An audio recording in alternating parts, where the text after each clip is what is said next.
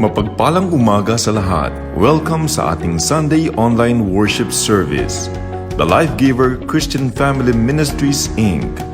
is a Christ-centered, Bible-based, family-oriented community of believers.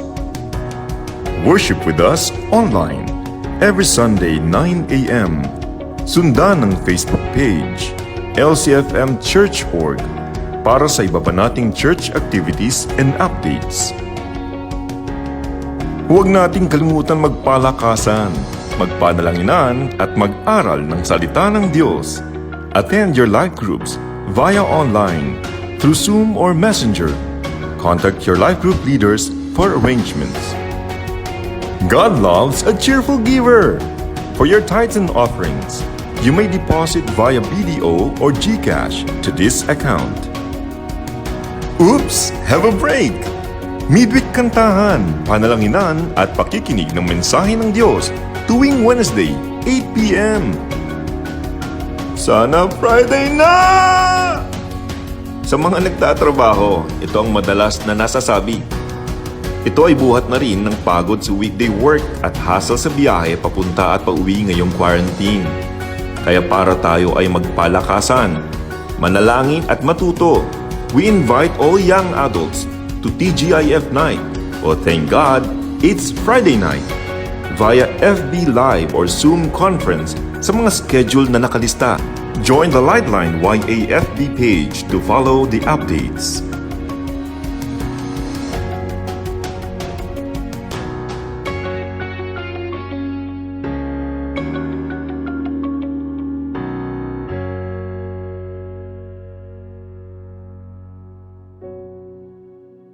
Magandang umaga po sa ating lahat. Samahan niyo ako sa panalangin para sa ating bansa. Ama naming Diyos na makapangyarihan sa lahat, itinataas po namin sa iyo, Lord, ang aming bansang Pilipinas. Hindi po lingid sa iyo ang kahirapan na nararanasan ng aming bansa sa anhi ng COVID-19 pandemic. Marami na pong mga tao ang infected na sa virus na ito at patuloy pang tumataas ang bilang. Dahil dito, iba't ibang klase ng kahirapan ang aming nararanasan. Dalangin ko po, Lord, na matapos na ang pandemic na ito, gumaling na ang may mga sakit at magkaroon na po ng vaccine para tuluyang masugpo na ang COVID-19 virus na ito, Panginoon. We also pray for our government leaders mula sa aming presidente hanggang sa pinakamababang posisyon sa gobyerno. Bigyan mo po sila ng guidance and wisdom na mapaglingkuran ng tapat ang mamamayang Pilipino at naway magkaisa po sila sa pangunguna ng aming bansa. Panginoon, patuloy mo pong bigyan ng katatagan ang bawat isa. Idinadalangin din po namin ang mga frontliners na bigyan mo po sila ng kalakasan ng katawan at immune system upang hindi po sila kapitan ng anumang karamdaman. Ingatan mo rin po ang kanilang mga mahal sa buhay. Bigyan mo rin po ng katyagaan ang aming mga uniformed men and women sa pangangalaga nila sa katahimikan ng aming bansa. Lord, dalangin po namin ang pagkakaisa ng lahat ng mga mamamayang Pilipino sa pagharap sa lahat ng challenges ng aming bayan. Patnubayan mo po kami ng iyong banal na espiritu. Nawa, Panginoon, ay huwag mong hayaan na malugmok ang economy at dumana sa matinding kahirapan ng aming bansang Pilipinas. Inaalala din po namin ang aming mga OFW na nawalan ng trabaho. Nawa ay makauwi na po sila sa kanilang mga pamilya. Katagpuin mo po ang mga pangangailangan ng aming mga kababayan, lalo na mga nawalan ng trabaho. Ang mga may karamdaman, Panginoon, nawa ay iyong pagalingin ng iyong mapagpalang kamay. Aliwin mo po ang mga nawalan ng mga mahal sa buhay. Dalangin po namin ang lahat ng mga bansa na magtulungan sa pagsugpo ng global pandemic na ito. Alam po namin, sa isang salita mo lamang ay gagaling na ang mundo dahil alam namin na ikaw ang may kontrol ng lahat. Malaki po ang aming pagtitiwala na ibabalik mo sa dati ang lahat. Patuloy mo po kaming turuan na lumapit at magtiwala sa iyo. At Lord, ilayo mo po kami sa ang lahat, Panginoon, sa coronavirus na ito, Panginoon. At lahat ng ito ay aming dalangin na may papuri, pasasalamat at pagsamba sa tanging pangalan ng aming Panginoong Hesus. Amen. Magandang umaga po sa ating lahat. Sana po ay nasa maayos kayong kalagayan. Ngayon naman po, ipapanalangin po natin ang ating LCFM Church. No, alam po natin na ang ating LCFM family ay nakakaranas po ngayon ng kalungkutan dahil sa biglaang pagkawala ng ating Pastor Sunny James. Ngayon pa man tayo ay tinawag ng Diyos upang ipanalangin ang ating mga kapatid. Ganun din po ang ating LCFM Church, ang ating mga local church, Mission Point at outreaches. Samahan niyo po ako sa pananalangin. Tayo po yung manalangin. Panginoong Diyos na makapangyarihan sa lahat, kami po ay nagpapasalamat sa pagkakataong itong makalapit sa inyo. Kami po ay nalulungkot bilang LCFM family, bilang church, na nawala po ang aming isa sa aming mga mahal sa buhay, ang aming kapamilya po sa LCFM, si Pastor Sunny James de la Cruz. Lord, we pray na kalungkutan na ito, palitan niyo po ng kaaliwan na nagmumula sa banal na Espiritu, lalo na po ang kanilang pamilya, Lord God, na nakakaranas po din naman. We pray for peace and protection and provision na nagmumula sa inyo. Alam po namin na hindi po madali ang kanilang pinagdadaanan. Dalangin po namin ang iyong kaaliwan ng banal na Espiritu, ang siyang magbigay sa kanila ng kaunawaan at kasiyahan na nagmumula sa inyo. Pinadalangin po namin na kayo po ang magbigay ng kalakasan sa kanila at ng strength upang sila ay patuloy na maglingkod sa iyo. Panginoon, maraming salamat dahil dito pinapakita niyo po sa amin kung gaano kaiksi ang buhay at dapat kaming maglingkod habang kami ay mayroong hininga. Pinadalangin po namin ang lahat ng LCFM local congregation na kayo po ay kumilos sa kanila at madama nila ang iyong pag-ibig. Sa panahon na sila ay nakakaranas ng kalungkutan, depresyon, dalangin po namin na palitan nila ito ng pag-reach out ng ibang tao sa pamamagitan ng online. Dalangin po namin na sila ay yakapin mo sa tuwing sila ay nalulungkot. Nawa ang banal Espiritu ang siyang lumakap sa kanila, Panginoon, upang magpatuloy sa pagkakatawag mo sa kanila. Dalangin po namin sa mga local and mission point and outreaches na patuloy silang ikaw ay sambahin, pangit o maganda man ang nangyayari, kami man ay magkasakit o hindi, malakas man o mahina, ikaw ang aming pupurihin. Dalangin po namin na magpatuloy po ang aming discipleship, ang aming pakikipag-ugnayan sa aming mga members. Dalangin po namin ang ibang mga tao na walang internet connection. Dalangin po namin na mahanap nila kayo sa pamamagitan ng pagbabasa ng Biblia. Dalangin po namin, Panginoon, na kayo ang magpakita sa kanila ng inyong kapangyarihan, magbigay ng kagalingan, magbigay ng katapangan, at magbigay ng kaaliwan. Lord, pinagkakatiwala po namin ang bawat mga churches na idinadaos ang pagdiriwang ng iyong pagmamahal at pagliligtas sa amin. Maraming salamat, Panginoon. Tulungan niyo po kami magpuri ngayong umaga at ikaw ay magpasaya at magpamili sa araw na ito. Maraming salamat, Panginoon. Tinataas ka po namin sa pangalan ni Jesus. Amen and amen.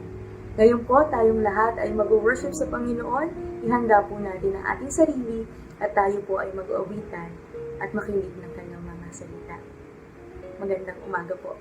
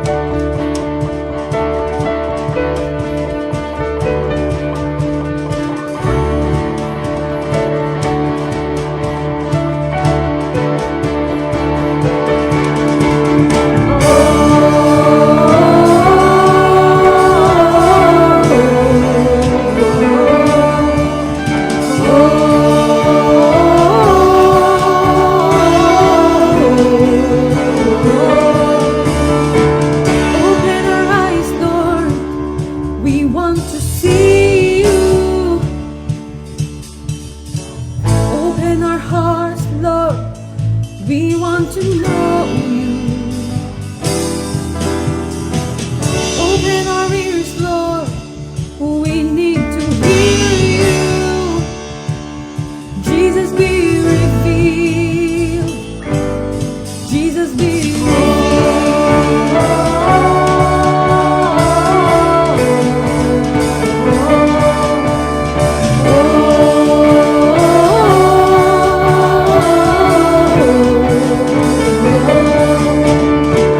Open your eyes, Lord. We want to see you. Open our hearts, Lord. We want to know you. Open our ears, Lord. We need to hear you. Jesus be revealed. Jesus be revealed. God is here. God is here. God is here. He is able. We join in to see Jesus face to face. Oh, God is here. God is here. God is here. He is faithful. We join in to see Jesus. Oh, Jesus be revealed. Hey!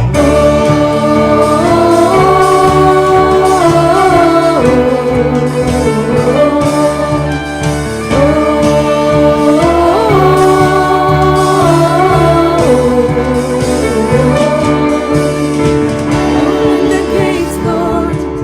Reveal your glory. Open the nations. Establish your kingdom. Open the heavens.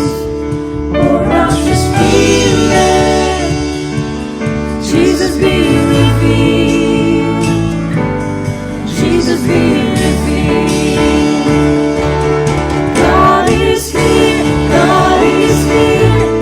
God is here. He is able. We join in to see Jesus face to face. Oh, God is here. God is here. God is here. He is faithful.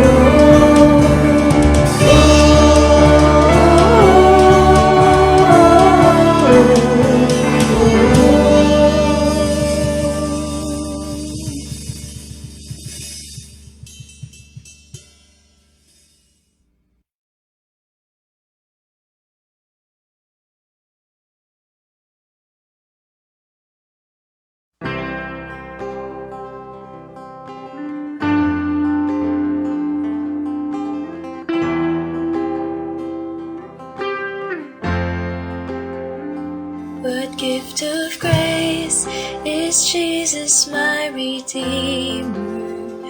There is no more for heaven now to give. He is my joy, my righteousness and freedom, my steadfast love, my deep and boundless peace. To this I hold, my hope is only Jesus, for my life is wholly bound to His. Oh, how strange and divine, I can sing all is mine, yet not I, but through Christ in me.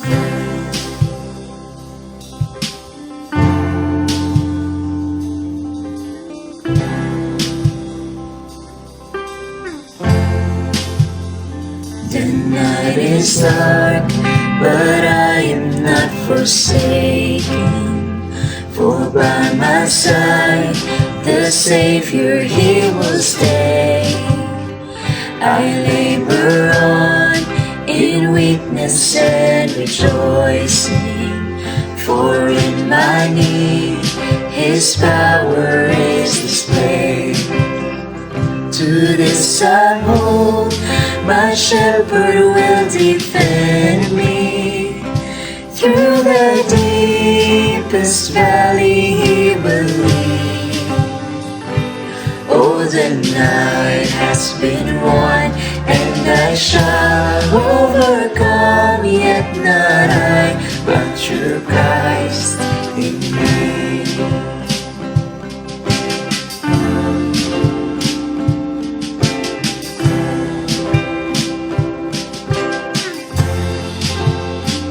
No fate I dread, I know I am forgiven. The future sure, the price it has been paid. For Jesus bled and suffered for my pardon, and He was raised to overthrow the grave. To this I hold, my sin has been defeated. Jesus now and ever is my plea. Oh, the chains are released, I can sing, I am free, and not I, but through Christ in me.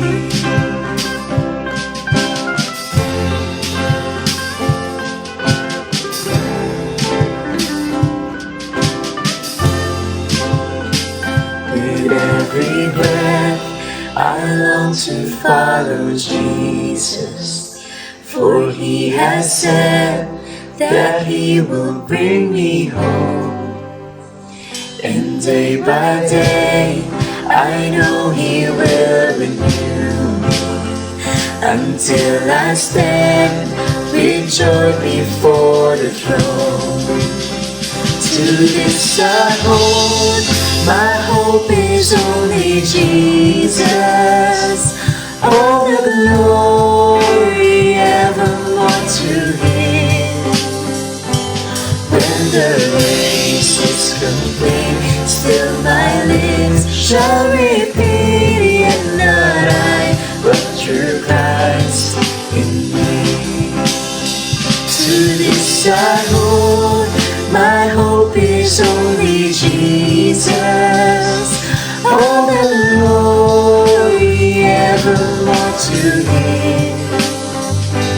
When the race is complete, still my lips shall repeat, yet not I, but through Christ in me.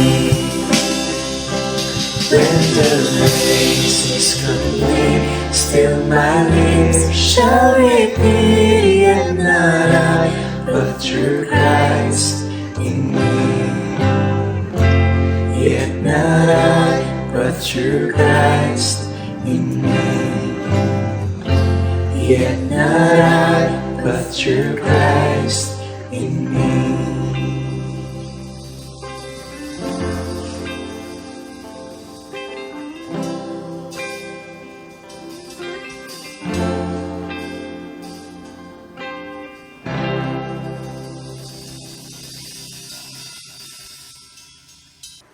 Magandang umaga po sa ating lahat. At isa pong katuwaan na muli ko kayong makasama kahit po sa pamamagitan ng ganitong pagsamba ay may kagalakan po sa puso ko sapagkat muli ay nariyan kayo kasama ko sa pag-aaral po ng salita ng ating Panginoon.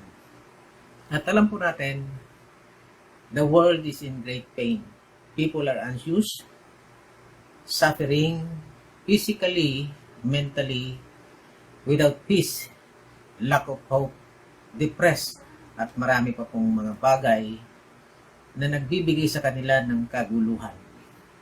Even Christians surprised when the COVID-19 becomes pandemic. Dahil dito, marami ang nagulo ang buhay. Ang dating normal, naging abnormal. At ang tumagal nga po ay tinawag na natin new normal.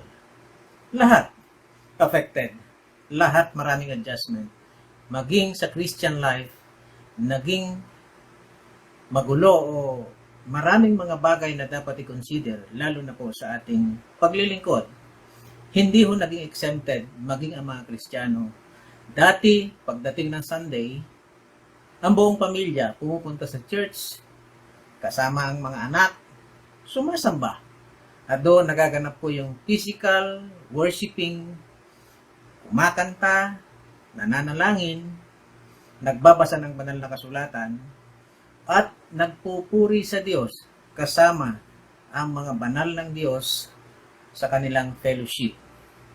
Ganun din marami pong meetings sa midweek, mga prayer meetings at mga life groups, ginagawa physically, nagkasama-sama ang mga mananampalataya with their warm bodies. Subalit, nung dumating po ang COVID-19, ang mundo ay naging baliktad. Ang ibig sabihin, napakarami pong pangyayari na hindi natin inaasahan na iba ang mode ng pagsamba. Ang ating worship, wala ng physical contacts. Ang lahat ay nasa mga tahanan. The question is, paano pa ba tayo makakapag-serve sa Panginoon in this time of distress situation? Yes, we can still serve the Lord in times of distress situation. Sa paano pong paraan? Number 1, by having spiritual zeal for the Lord. And number 2, by having spiritual endurance. Buksan po natin ang ating mga Biblia sa aklat ng Roma o sa Romans chapter 12 verse 11 to 12. Ano po ang sinasabi dito sa Romans chapter 12 verse 11 to 12? Sabi po, never be lacking in zeal, but keep your spiritual fervor serving the Lord. Be joyful in hope, patient in affliction, faithful in prayer. Napakagandang mga salita na pwede po nating angkinin, na pwede nating ilagay sa ating mga buhay, lalo na po sa panahon ng crisis. Ang pamagat po ng ating pag-aaral ngayon ay may pamagat na serving in times of distressing. Ang ating pong theme ngayong buwan ng August sa ating anniversary month ay zealousness in times of brokenness. Tayo po yung manalangin. Father God, salamat po muli sa umagang ito. Narito po kami, mag-aaral po ng inyong salita. Dalangin po namin na let your Holy Spirit minister within us. Turuan po kami upang maunawaan po namin ang iyong mga salita na aming pagbubulayan sa umagang ito. Gamitin mo po ang iyong lingkod bilang tuntuan ng iyong paa upang kayo lamang aming Ama, kayo lamang o Diyos ang maitaas sa aming kalagitnaan. At alisin mo po ang lahat ng balakid na maaaring makahadlang sa aming pagsamba sa umagang ito. Nawa, Panginoon, ng iyong mga salita ang siyang mangusap sa amin, magbago sa amin, upang makapagpatuloy po kami sa paglilingkod sa inyo at sa aming kapwa. Salamat po sa pangalan po ng Jesus. Amen. Kung titingnan po natin ang salitang distressing sa dictionary.com, ang ibig sabihin nito, great pain, anxiety or sorrow, acute physical or mental suffering, affliction, or trouble. Sa atin pong panahon, nandun po tayo sa ganong kalalagayan. Dahil po dito sa biglang pagdating ng pandemya, nagulo po ang lahat. At maging ang paglilingkod po ay naapektuhan. Sa Romans chapter 12 verse 9 to 21, sinulat ni Pablo kung ano ang mga dapat maging ugali ng mga mananampalataya. At ang mga ito ay paalala sa atin kung paano tayo kumilos bilang mga Kristiyano. Ang mga ito ay dapat na maging ugali ng mga taong naliwanagan at nagkumit ng kanilang buhay bilang buhay na handog sa Diyos. Ito ay binabanggit sa Romans chapter 12 verse 1. And I believe that when someone accepted Jesus Christ as Lord and Savior, he is determined to become a living sacrifice for the Lord. Ang buong chapter po ng Romans chapter 12 ay naglalaman ng mga larawan ng bawat Kristiyano at kung ano ang kanyang pag-uugali. Ang tanong po ngayong umaga, ang mga ito ba ay naglalarawan sa iyong buhay? Ngayong umaga po, nais kong mag-focus lang tayo sa ating pag-aaral sa verse 11 and 12, kung saan matutunghayan natin ang uncompromising behavior ng isang Kristiyano na passionate sa paglilingkod sa Diyos, maging sa gitna po ng krisis. Let us examine and evaluate our life in these areas as we study this passage together. At itanong nyo sa inyong sarili, sa inyo pong sarili, itanong nyo po ito, huwag po doon sa inyong katabi. Kung ang mga katangian bang ito ay makikita at ginagawa nyo sa inyong buhay. Marami pong sacrifices sa ministry sa panahon po ng krisis. Ang daming limitations, physical limitations, government limitations, health limitations, financial limitations, etc. At maraming mga Christians na biglang natigil sa kanilang gawain sa ministry. Bukod pa sa mga hindi mananampalataya. Kailangan din silang abutin. At tayo pong mga tinawag ng Diyos ay nahihirapang gumalaw sa atin pong kalalagayan sa ngayon. Kailangan laging mag-ingat, subalit hindi dapat matigil ang gawain para sa Diyos. Alam po ninyo ang kagandahan, bagamat dumating po ang pandemic na ito, hindi ho tayo napigilan sa ating paglilingkod sa Panginoon. We are not prevented to worship and to serve the Lord and the people in any possible way we can. We are still blessed because God gave us the opportunity to do the work that He is expecting us. Meaning, even in times like this, we should go forward and do the ministry for Him. Ano po ito? Preach the good news to the world, to all the people, to hear the finished work of Jesus until He come. Upang sila ay sumampalataya. Then, make disciples while we are waiting. Amen po ba? Ang nangyari ngayon, nang biglang dumating ang COVID-19, ay para pong unannounced exam or test for every believers. Sabi nga dito, masusubukan ang pagiging Kristiyano mo. At upang makapagpatuloy ka, kailangan mo magsakripisyo upang mapatunayan ang pagiging isang tunay na nakay Kristo. Kung tinutuusin nga, hindi na po kailangang magpatunay dahil ang bawat naliwanagan sa ating Panginoon dapat otomatiko kahit na anong mangyari. Kailangan natin ng spiritual steadiness upang makapagpatuloy sa gitna ng krisis. We can serve continuously, sabi nga, if we have the zeal for the Lord. Meron po tayong zealousness sa paglilingkod po sa ating Panginoon. Ang ibig po sabihin nito, walang pilitan, kundi nagsisikap upang tayo ay makapaglingkod sa ating Panginoon. Sabi nga po ng verse 11, never be lacking in zeal, but keeping your spiritual fervor, serving the Lord. How can we know that a believer has the zeal for the Lord?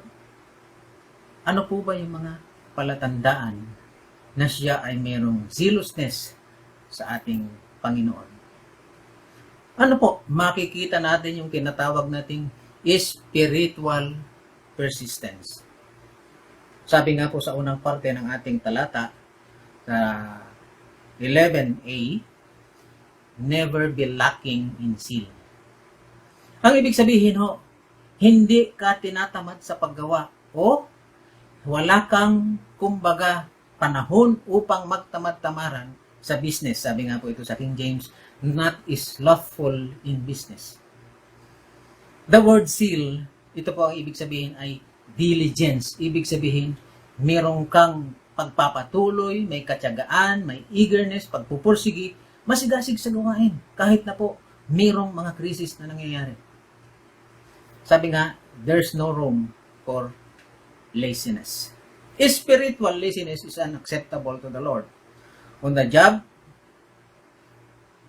kaya po, kailangan natin magpatuloy. Some of us, nung dumating po itong COVID, naging spiritual idols. Bakit po? Kokonti na lang yung spiritual energy. Bakit? Marami pong dahilan. Una, baka po may kasalanan. O, nahiwalay sa mga pagtitipon o sa fellowship. Yung iba nanlamig na lang. Yung iba naman, abala sa mundong ito, sa paghahanap ng kasiyahan. Wala na hong natira para sa Diyos. Opo, nakakapanghina rin ang paglilingkod. Lalo na po sa ating karanasan ngayon. But, there are other ways in doing the ministry for the Lord. We should not be hindered by anything that comes in our way in proclaiming the good news. Sabi nga po sa Galatians 6:9, let us not become weary in doing good, for at the proper time, we will reap the harvest if we do not give up. Napakaganda po nung salitang do not give up. Bakit po? Sapagkat ang ating Panginoon hindi tayo i-give up. Hanggang sa kamatayan sa krus ang ating Panginoong Jesus, ibinigay niya ang kanyang buhay para po sa atin. At ngayon, ano po ang dapat nating gawin? Bilang isang taong naging anak ng Diyos, dapat hindi ka basta-basta gumigip up. Sabi nga, we do not become lazy, but to imitate those who through faith and patience inherit what has been promised. Ito po ay nasa Hebrews chapter 6 verse 12. Isa pong halimbawa si John Wesley, isang tao na walang panahon o wala sa kanya yung tinatawag nating spiritual laziness. Bakit po? Siya ay nagministeryo sa England, maging sa US, in mid-1700. Ano po ang kanyang ginagawa? Napakatindi po ng passion niya sa paglilingkod. Hindi ho siya nagrereklamo kahit siya ay lumalakad ng 40 kilometers araw-araw at nagbabasa ng Biblia. He traveled between US and England, preaching anywhere he could. Sabi nga, yung kanyang famous na sinabi, the world is my Paris. Ang ibig sabihin, kahit saan siya makarating, dinadala niya ang salita ng Diyos. Nakilala rin siya na nangaral ng 10,000 tao na walang 10,000 tao na walang sound system. Paano? Open air, umuulan man o umaraw o sa lamig at yelo. Tumatayo siya sa labas ng mga factory at mga minahan. at nangangaral habang ang mga tao ay lumalabas mula sa trabaho. Mga kapatid, sa buong buhay niya, sa pangangaral ng salita ng Diyos, ay lagpas 170,000 kilometers siyang nakasakay sa kabayo habang hawak ang Biblia sa kanyang mga kamay. Grabe po yung kanyang passion sa paglilingkod. Nandun po yung pagmamahal niya o yung kanyang zealousness sa gawain ng Panginoon. Kailangan po natin magpatuloy at upang tayo makapagpatuloy, kailangan po natin ang tinatawag na spiritual passion. Ano po ito? Yung tinatawag natin continuously blazing. Ibig sabihin, patuloy po na nag-aapoy yung ating paglilingkod sa ating Panginoon sapagkat alam natin tayo ay ibinilang ng mga anak. Tayo ay naligtas sa nag-aapoy na impyerno. Sabi nga sa 11b, but keep your spiritual fervor. Ang ibig pong sabihin ng fervor ay yung mainit o boiling water para pong kumukulo na hindi mo kayang pigilan yung pagkulo. Ang ibig sabihin nito, tayo dapat hindi ho tayo napipigilan sa paglilingkod sa ating Panginoon. Alam po ninyo, before the COVID, people are lacking of passion for the Lord. Lalo na nang dumating ang World Challenge na ito. Ang mga taong bago pa lamang kumilala sa kay Kristo ay biglang na-disconnect, na-isolate, na-displace, at yung marami hindi malaman kung saan pupunta. Bukod pa dyan ay may mga believers na nanlalamig na at tuluyan ng nawala. We are now almost 5 months in quarantine period. Kahit na ang nag-aapoy na paglilingkod at pananampalataya ay maaaring manghina at mamatay kung ikaw ay nananatiling nasa isolation. Kailangan po natin tayong mga mananampalataya na abutin ang mga taong ito upang mapaglingkuran, upang patuloy na i-follow up at kumilala ng mas malalim sa ating Panginoon. Ano po ba ang mga palatandaan ng mga taong ito na parang nangihinang mga Kristiyano at kung hindi ho tayo magmamadali, sila po ay mamamatay na kagaya ng apoy at mamamatay ang kanilang pananampalataya at paglilingkod. Ito po yung mga palatandaan. They are not attending worship service. Ano pa? They are drifting away from relationship within the church. Wala na po, unti-unti na silang lumalayo sa church kasi walang umaabot sa kanila. Ano pa po? Ang mga taong ito ay easily offended, madaling ma-offend.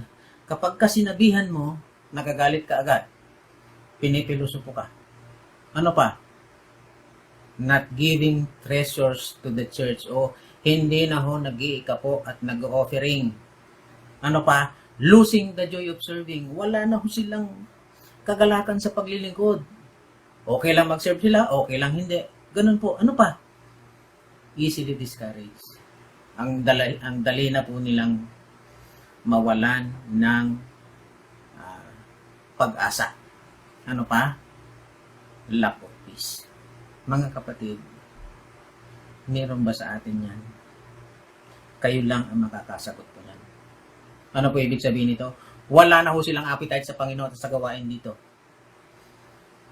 Kinakailangan pang pilit-pilitin sila upang sila ay tumalo, manood ng mga live stream natin. Wala na yung tinatawag nating burning passion dati. Kaya ho, kung wala na yung mga ganong burning passion, ano po ang kailangan natin gawin? Kailangan tayo ang umabot, tayong mga nakakaunawa, tayong nananatiling mainit, tayong merong tinatawag na a blazing fire pa sa ating puso sa paglilingkod sa ating Panginoon. Ano pa po? Malalagpasan po natin at magpapatuloy tayong makakapaglingkod sa ating Panginoon at sa ministry kapag kayong ating buhay ay i-dedicate na natin sa ating Panginoon o a life of service for God. Ang ibig sabihin po nito, devoted. Alam naman natin pag devoted, lahat gagawin mo para sa Panginoon. Para po saan? In serving the Lord. Kapag si Kristo ang iyong Panginoon at ikaw ay kanyang alipin, ikaw ay nakatakdang maglingkod sa kanya habang buhay. Devoted, determined, dedicated, hindi na kailangan utusan upang maglingkod sa kanya. Hindi na kailangan pilitin sa mga gawain na nauukol sa Diyos. Nakatalaga na ang buhay sa paglilingkod mo sa kanya at kaya mong isakripisyo ang lahat for the Lord. Literal, mga kapatid, na ikaw ay alipin ng Diyos. Alam po ninyo, ginamit ni Pablo ang description ng alipin sa isang buhay Kristiyano. Sa unang Korinto o 1 Corinthians 7:22, ito po ang kanyang sinabi. For the one who was a slave when called to faith in the Lord is the Lord's freed person. Similarly, the one who was free when called is Christ's slave. Dati, tayo po'y alipin ng kasalanan.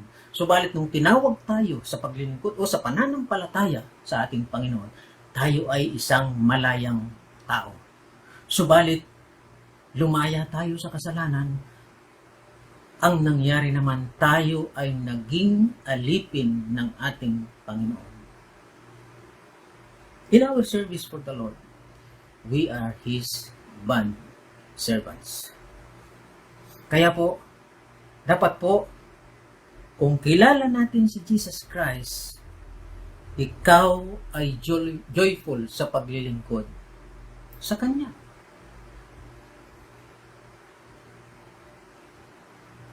Kaya po napakaganda na magpatuloy po yung ating zealousness in serving the Lord kahit na tayo ay nasa panahon ng tinatawag nating distress situation.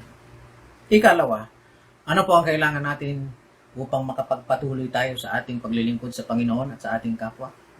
Dapat magkaroon po tayo ng tinatawag na spiritual endurance. Bakit po? Bakit ko po tinawag na spiritual? Sapagkat tayo po, nung tayo ay nakipag-isa kay Kristo, nung tayo ay na-born again, ang ating espiritu ay nagkaroon ng tinatawag nating regeneration. At dahil po dito, kailangan yung ating mga espiritu ay nananatiling matatag, matibay, sa paano pong paraan. Sabi po sa 12, ano sabi niya?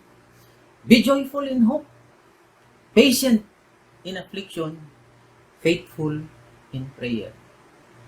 Kailangan po, ito ay isa sa mga pangunahin na ginagawa po natin.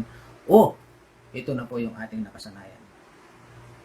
Ano po ba yung mga dapat gawin upang masustain yung tinatawag nating spiritual endurance?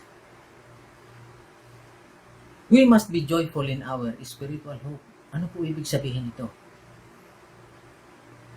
Noong tayo po ay kumilala sa ating Panginoon bilang Panginoon at tagapagligtas, tayo po ay nagkaroon ng tinatawag na buhay na espiritu, na bago na yung espiritu mo, nagkaroon na ng panibagong buhay. Ang ibig sabihin, dapat po ito ay naging matatag na dahil sa ating Panginoon Jesus. Kailangan na dun po yung laging hope sa bawat isa sa atin.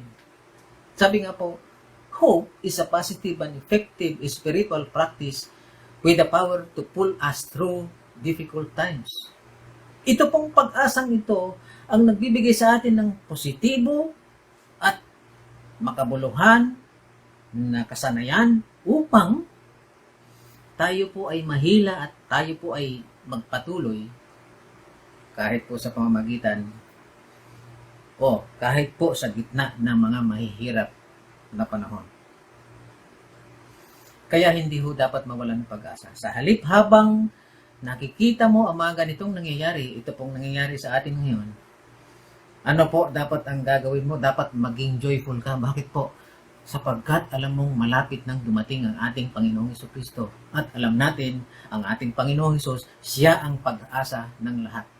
Your spirit must be joyful at dapat masigasig po sa paglilingkod para po maging matatag yung tinatawag natin spiritual endurance. Opo, stressful ang sitwasyon. But we should be thankful sa ating tinanggap na spiritual hope. Ano po ba ito? Sabi po sa 1 Peter verse 1, chapter 1, verse 3. Praise be to God, the Father of our Lord Jesus Christ. In His great mercy, He has given us new birth into a living hope through the resurrection of Jesus Christ from the dead. Napakaganda pong talata na talaga namang kasama pala tayo nung tayo ay binigyan ng panibagong buhay sa pamamagitan ng spiritual birth natin. Kaya dapat ito po yung nagiging drive upang magpatuloy tayo, upang ma-endure natin ang mga challenges sa ating paglilingkod. Ano pa po? We must be patient in trouble. Ang ibig sabihin, kailangan tayong maging matiyaga. Kaya nating maghintay kahit po sa panahon ng maraming troubles or affliction. Patient in affliction, sabi nga, na ito po yung pinakamahirap. Ito po yung pinakamahirap gawin, yung paghihintay o maging matyaga sa panahon ng kaguluhan. Hindi sinabi ng Bible na kapag nakipag-isa ka kay Kristo ay wala ng trouble. Hindi rin sinabi na wala ng affliction. Hindi sinabi na walang persecution. Hindi sinabi na hindi ka daranas ng krisis. In fact, maraming trouble na darating. Sabi ni Lord sa kanyang mga apostoles, sa John 16 verse 33, at ito po ay napakaganda nating angkinin bilang pangako ng Diyos. Ang sabi niya, I have told you these things, that in me you have peace, in the world you have trouble, but cheer up, I have overcome the world. Ang ganda po ng sinabi ng Panginoong Hesus. Ano po ang sabi niya sa ating pong literal na mga salita? Sabi niya, may trouble pero kalma ka lang. Ito po sinasabi ni Jesus Christ, kalma ka lang. Bakit? Kasi kasama niyo ako. At napagtagumpayan ko na ang lahat ng ito. Kung naging victorious si Jesus sa lahat ng troubles na ito, tayo man ay magiging victorious din dahil kasama natin siya. O we are with Him. God is with us. Napipressure po ba tayo? Alam ko po, maraming pressure sa bawat isa sa atin. Pero po anong sabi ni Jesus Christ? Sabi niya, do not let your hearts be troubled. Trust in God. Trust also in me. Sabi nga po sa programa na ating pinanunood, 2 beses sa linggo, tiwala lang. Napakaganda po sapagkat ito po ang nagbibigay sa atin ng kalakasan. Ito po ang nagbibigay sa atin ng pagpapatuloy o endurance upang malagpasan po natin ang lahat.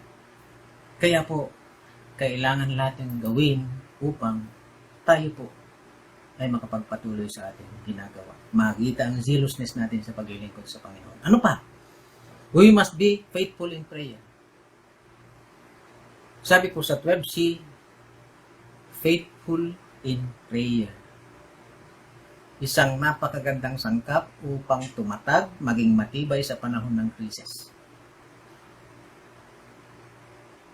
Did you pray? Kayo ba'y nanalangin? Many people pray. But, does God respond to all those prayers? I believe, yes. Sumasagot po ang ating Panginoon. In His omniscience, alam po niya kung sino ang nagdadasal sa kanyang mga nilalang. Kung paano niyang alam kung sinong dasal, ganun din po. Alam din niya kung sino po ang natutulog. Kung sino ang nagkakasala, sino ang umiiyak, sino ang namamatay, at sino ang ipinanganganak sa mundong ito. At lahat ng bagay wala hong nalilingid sa ating Panginoon. Pero alam po natin, mula sa Biblia, na sumasagot siya ng blessings sa mga gumagawa ng kanyang kalooban. At kapag hindi tayo natatapat o nagtatapat sa ating panalangin, hindi niya tayo pinakikinggan. At lalo na wala siyang tutugunin kapag ikaw ay hindi nananalangin. Natural, hindi ka nanalangin. Ano ang tutugunin ng ating Panginoon? Sabi po sa Psalm 66:18, If I had cherished sin in my heart, the Lord would have not listened. Hindi ho makikinig ang Diyos kapag ka ikaw ay merong kasalanan sa puso mo. Tandaan po natin yan. Sabi sa John 9:31, we know that God does not listen to sinners. He listens to the godly man who does His will. Kaya ho, tayo pong naliwanagan sa ating Panginoon, dapat normal na sa atin yung gumawa ng naaayon sa kalooban ng Diyos. At alam natin, kagaya po na sinabi ng mga talata sa Bible, pinakikinggan niya ang gumagawa ng kanyang kalooban. Sa John 15:7, ang sabi niya, if you remain in me, and my words remain in you, ask whatever you wish, and it will be given you. Ang ganda, di po ba? Ang ganda na makita natin na tayo po dapat babad sa panalangin, hindi tayo dapat nangihinawa sa panalangin, hindi ho tayo dapat nakakalimot sa panalangin, hindi ho tayo dapat natutulog na hindi tayo nananalangin. Mga kapatid, pwede ba tayo magsaya sa panahon ng krisis? Yes. We must be rejoicing in our hope. Hindi ho dapat ito naalis. We must persevere in trouble. We should be faithful in prayer. Sabi nga po ni Spurgeon, wake up man, wake up when you pray. For it is insulting to God to give Him sleepy worship. Dreaming at praying and playing at praying, as some do, are grievous sins. No, no. Prayer must be heart work, soul work, spirit work. Prayer ought to be sweat of the soul, as Jesus did in the garden. Napakaganda po. Hindi ho tayo dapat naglalaro sa ating panalangin. Dapat time-team tayong nananalangin sa ating Panginoon. Ano man yung kalagayan, ano man po yung sitwasyon, masaya, malungkot, dapat hindi ho tayo nakakalimot sa panalangin. At alam po ninyo, kapag kaganito, lagi tayong kumbaga malakas. Bakit po? Sapagkat ang panalangin, sabi nga, ay parang hininga. Kaya po napakagandang tandaan. Kaya nating maglingkod. Kaya nating magpatuloy sa ministry habang hindi pa dumarating ang ating Panginoon. Gawin natin ito habang naghihintay po sa Kanya. Tayo po ay mag-disciple, tayo po ay, kumbaga, magmisyon, tayo ay mag-abot sa mga taong hindi pa nakakakilala sa Kanya. Sabi nga, make us the breastplate of your Christian life, having the seal for the Lord. Ilagay po ninyo sa dibdib ninyo. And then, ano po, wear spiritual endurance as your shield. Hindi ho kayo manghihina. Sa halip, magkakaroon kayo ng kagalakan, magkakaroon kayo ng katyagaan, magiging matapat kayo sa Panginoon. Mga kapatid, these are the characteristics that only Jesus can produce. Ang paglilingkod ay between you and your Lord. Madali hong ipeke ang paglilingkod. Pero, ang isang tapat na paglilingkod, ang isang tunay na paglilingkod, ay kayo lamang ng Panginoon at ikaw ang nakakaalam. Hindi ho ninyo madadaya. Mga kapatid, magpatuloy tayo sa ating paglilingkod, even in time of brokenness. God bless us always. Glory to God. Ngayon pong umaga, atin pong gagawin ang atin pong Lord's Supper o Communion. Subalit, bago po natin ito gawin, atin po munang tingnan kung ano ang dahilan o biblical reasons of the Lord's Supper. Ayon po sa 1 Corinthians 11:24 and 25, may tatlo pong kadahilanan kung bakit natin ito ginagawa, ang ating Lord's Supper. Number 1, remember the past. Remember the past. Sa verses 24 to 26, sinasabi po, and when he had given thanks, he broke it and said, this is my body, which is for you. Do this in remembrance of me. This cup is the new covenant in my blood. Do this in remembrance of me. Paulit-ulit pong sinabi ng ating Panginoon Kristo na do this in remembrance of me. Ang matandang tipan po ang kanilang sineselebrate doon, ang Passover meal, na ang dahilan ay yung pag-alis ng mga Israelitas sa slavery doon po sa Egypt. Subalit sa New Testament, napakahalaga pong itong practice na ito. Ito po ang ating Panginoon Kristo ay sinasubstitute para sa puot ng Diyos sa ating mga kasalanan upang tayo maligtas. Meron pong costly price ang atin pong ginagawa ngayon. Si Jesus Christ ang ating inaalaala. Remember the past. Ikalawa, na dahilan hindi lamang po remember the past, kundi we have to enjoy the present. Alam niyo po, ang communion, ang Lord's Supper, ang pinaka-essence, ang pinaka-dahilan po nito ay celebration. Sa Acts 2, verse 47, ganito po ang sinasabi. They broke bread in their homes and ate together with glad and sincere heart. With glad and sincere heart. Maging sa matandang tipan, kanila pong isinelebrate ang pag-alis nila sa slavery. At maging sa bagong tipan, ganun din po ang kahulugan na tayo ay inalis ng ating Panginoon Kristo sa bondage of sin. Subalit ito ay ginawa niya, dinanas niya ang God's wrath. At tayo po ngayon, we enjoy our present situation sapagkat ang ating Panginoon Kristo ay nagsakripisyo alang-alang sa atin. Hindi lamang po remember the past, enjoy the present, at ang ikahuling dahilan kung bakit tayo nagsa-celebrate ng communion ay we have to look for the future. Sa verse 26 ng chapter 11 ng 1 Corinthians, ganito po ang sinasabi. For wherever you eat or drink this cup, you proclaim the Lord's death until He comes. Until He comes. Atin po itong dapat i-celebrate hanggang siya po ay dumating. Iniintay natin ang grand event ng pagdating ng ating Panginoon Kristo. Reasons of the Lord's Supper. Remember the past, enjoy the present, and look for the future.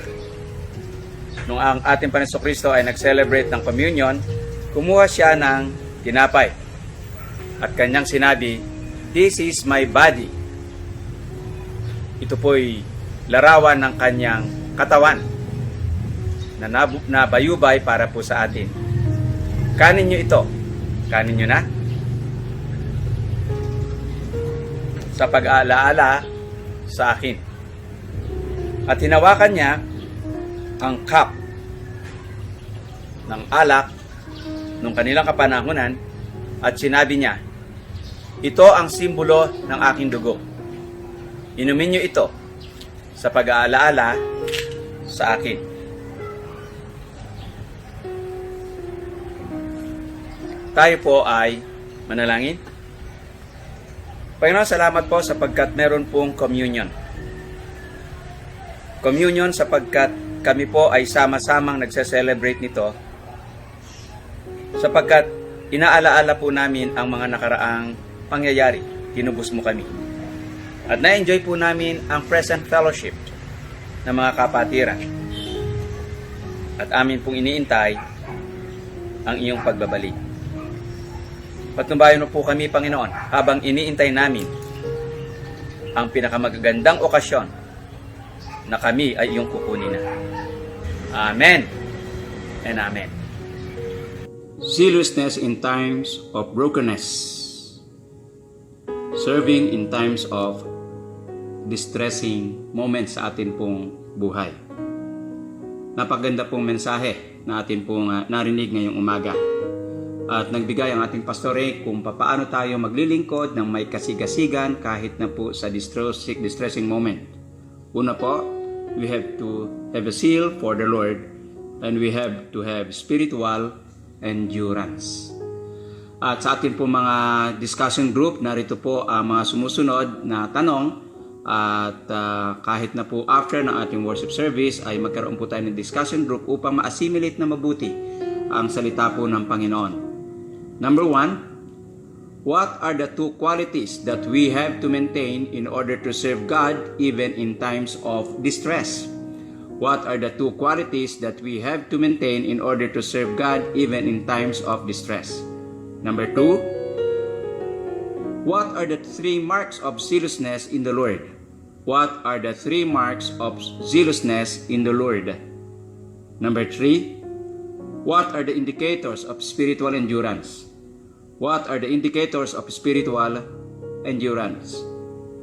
At ang huli at ang ika-4, of the spiritual qualities mentioned, what do you think you need most and why?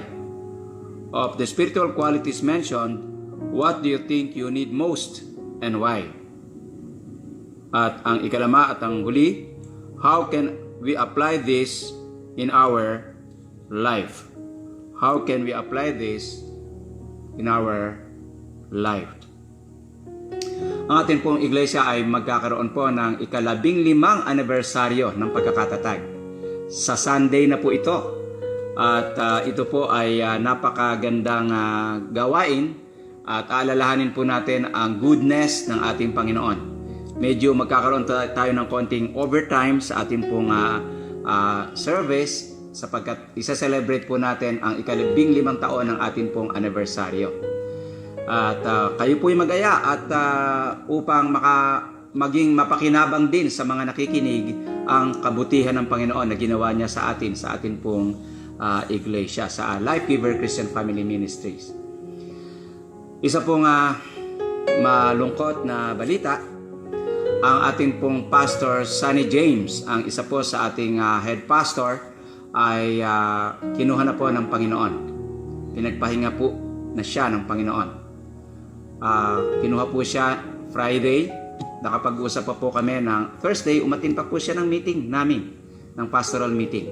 Subalit yun na lang po pala ang huli na kanyang pagdalo. Ating pong Pastor Sonny James ay naging mapakinabang na pastor ng ating pong Life Giver Christian Family Ministries. Siya po ang nag-umpisa ng gawain sa dampa sa Cubao. At pagkatapos po noon ay napunta po sa Project 4 at naging congregation na po, self-supporting church. At maging sa Pritil, Hagunay, Bulacan, sa kasalukuyan po ay nagpapatuloy ang mga gawain. At nag-umpisa po, kahit na po siya may karamdaman, ay nag-umpisa ng ministry sa Pangasinan. Nagpupunta po siya every Saturday, noong mga nakaraang araw, nang hindi pa tayo nagkakaroon ng problema sa COVID, ay every Saturday, nagbabalikan po. Kahit na meron po siyang karamdaman. At ang pinakahuli na ministry na kanya pong pinangansuwaan at inumpisahan, ang tiwala lang, ang atin pong online ministry sa pangunguna po ng Pastor Ding at ng Pastor Sonny James. Tiyak po, mamimiss natin siya. Subalit, tandaan natin, this life will soon be past. Ang mahalaga, naglingkod sa Panginoon ang ating pastor hanggang sa huli ng kanyang hininga, hanggang sa huli ng kanyang buhay. Panalangin po natin ang kanyang pamilya. Alam natin ang damdamin ng kanyang pamilya at ng church, maging ang LCFM. Alam natin na mamimiss natin ang pastor na ito. Tayo po ay manalangin. Salamat Panginoon sa buhay ng aming Pastor Sonny James.